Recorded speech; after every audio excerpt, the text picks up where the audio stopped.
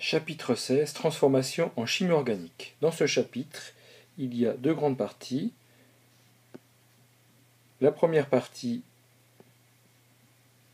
ici, qui va parler de l'aspect macroscopique de la transformation en chimie organique. Pour cela, il faut bien maîtriser et reconnaître les groupes caractéristiques dans les alcools, aldéhydes, cétones, acides carboxyliques, esters, amines, amides. Utiliser le nom systématique d'une espèce chimique organique pour en déterminer les groupes caractéristiques et la chaîne carbonée. Nous avons déjà vu ça dans un chapitre précédent, le chapitre 16 sur les spectres. Nous donnerons juste un complément au cas où il y ait plusieurs fonctions dans la même molécule. Lorsque nous maîtriserons bien cette partie, nous allons voir la modification de la chaîne et la modification des groupes caractéristiques induits par la transformation en chimie organique. Donc il faudra être capable de distinguer une modification de chaîne d'une modification de groupe caractéristique. Ensuite, nous verrons les grandes catégories de réactions en chimie organique, la substitution, l'addition et l'élimination. Dans ce cas, il faudra être capable de déterminer à partir des réactions chimiques la catégorie d'une réaction. Donc en examinant la nature des réactifs et des produits. Donc ça c'est le grand 1. Dans le grand 2, nous allons étudier l'aspect microscopique de la transformation en chimie organique. Pour cela, nous verrons ce qu'est une liaison polarisée.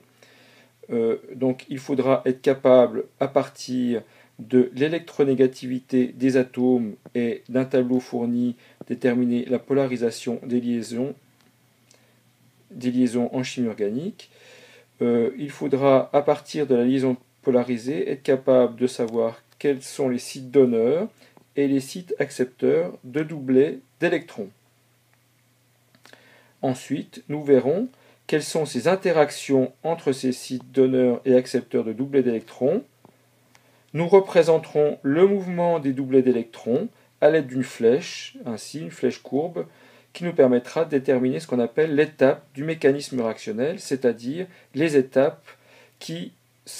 différentes étapes qui ont lieu au cours d'une réaction.